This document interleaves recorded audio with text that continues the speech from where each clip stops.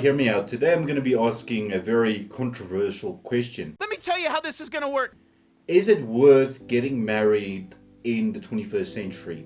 With the age of social media, with the age of just loyalty crumbling to absolute nothingness, is it still worth it?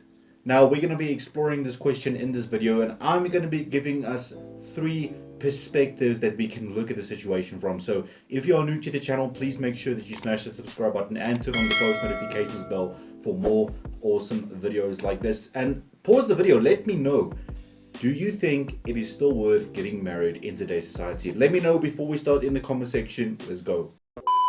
So the first point I'm going to make today is that I've personally noticed that loyalty is something that has degraded. It has become null, it has become void in today's society. And some may ask why this is happening. This is happening for multiple reasons, but the major reason I can think of is that we have access to so many freedoms. We have choice, right? I don't like to describe it as freedoms. I like to describe it as choice. We have so many choices of products, choices of, partners. And this is where the bad part comes in. We have millions and millions of people to choose from, right? Quite literally, in your lifetime, you meet tons of people, and you have tons of people to choose a life partner from. And this is the problem, right? You meet someone, you think this is going wonderfully, you think, this is the one, definitely. And then someone comes into your life and you realize that, damn, he or she is better. So what do you do in that situation? And some may say, yeah, but if you love the other person, listen. Oh shit, here we go again. It's human nature to look. It's human nature to seek better in your life, not only in terms of, better house, better car, but is human nature to seek a quote-unquote better partner. And that is part of the reason why loyalty has become so null and void. And don't get me wrong, it still does exist. There are exceptions to the rule. There's plenty of happy relationships that I know of. There's plenty of happy marriages that I know of. Wait, boy. Boy, ain't no way, boy. But those marriages took place, I would almost say in the good old days in terms of societal norms and values. But I don't want to be too controversial because YouTube does not like that. But the point I'm trying to make really with number 1 is that, all of these choices and all of this freedom has made us superficial, and it's made us question the value of loyalty in this society. 10 seconds later. Enough, as someone who does YouTube videos, I roast social media a lot.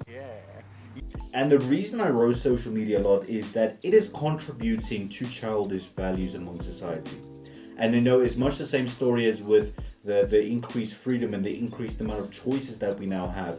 Social media kind of opens a whole nother Pandora's box of doom that is slowly degrading moral values of society. Excuse me. Disgusting!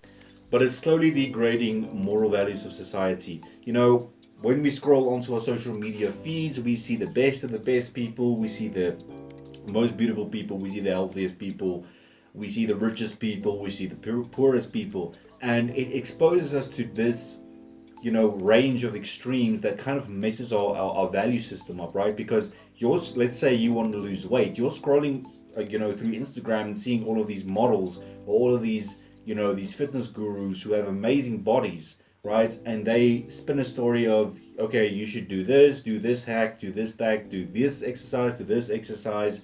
And you know what? Some of them give good advice, but there are some of them who talk absolute BS.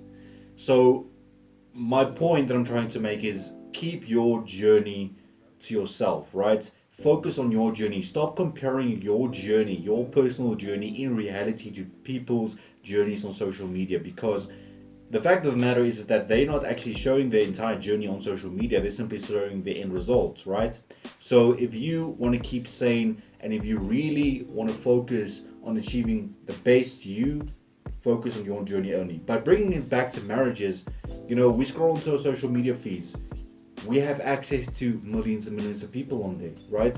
in the DMs, right? We can DM anyone we want. If someone we find attractive, we DM them. Someone can DM us. And the problem I'm noticing in today's society is that people who are caught up in relationships that they're not supposed to be in tend to stray on social media. That is the first gateway to something bad happening in that relationship, right?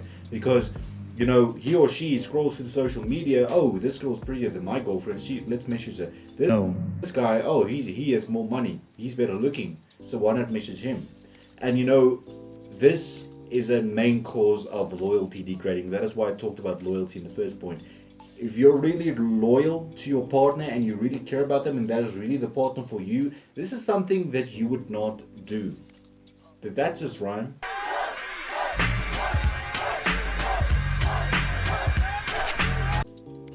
But anyway, make sure that, if you're planning on staying in a healthy relationship, if you're planning on marrying this person, right, you got to control your social media use. You got to control how you behave on social media. However, if you're planning on talking to every second person on social media who DMs you, that to me is a red flag personally. So why do I keep rhyming? But anyway, social media has, in fact, damaged a lot of marriages, and it is the root cause, and in my opinion it's one of the most valid reasons why it's not worth getting married in today's society. A few hours later. Okay, so lastly I want to speak on temptation. And the whole loyalty thing, the whole social media thing, that it all links, it's all in the bowl of temptation. Increased choices give us temptations to choose something better than what we have. We always want something better. We're always tempted to go for something better, for someone good, for someone better looking, for someone who has more money, for someone who has more ambition. We're always going to be tempted to do that. It is biological. It is in our human nature. The next thing I want to talk about is the fact that these temptations, right, they often manifest themselves in different ways.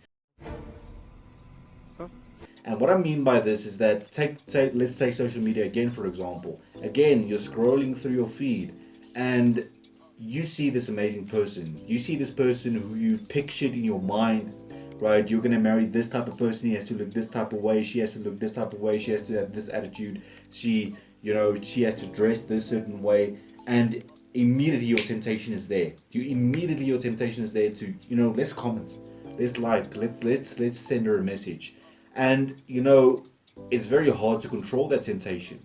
It's very hard to resist that urge to go for something better, quote unquote, than what you have. But this is where your loyalty test truly comes in. Are you going to stay loyal to your partner, or are you going to screw everything up by, taking a chance on this person? And what's funny to me is that in this day and age, there seems to be a trend going on, right? We have people, right, staying in relationships for a year or two, breaking the relationship off, entering another relationship pretty quickly, getting engaged to that person, and then all of a sudden they realize that, oh shit, this was a mistake. My previous one was better. And this is something, that a lot of my friends have experienced, that I have personally experienced as of recent. And the fact of the matter is that if you're in that situation, I encourage you to stand your ground. Got to know exactly who you are. Lord have mercy. We must stay focused, brothers. We must stay focused. And I really encourage you to think clearly. If that person wants you back, right? Think clearly about why the relationship ended in the first place. Think clearly. Should you give them a second chance or should you not give them a second chance? And, linking this whole story to marriage, how does the other party in the relationship feel now that he or she's engaged to? How are they going to feel when they hear that person is reverting back to old flames, right? And that is the reason, me personally, this is my opinion, I don't think it's worth it. If you find the correct person and you really feel in your heart that this is the correct one, right? We gel, we always have something to talk about, we understand each other on all levels, we're here for each other during the bad times even, go for it, right? If that feeling is there, as cliche as it may sound, if your gut says so, do it.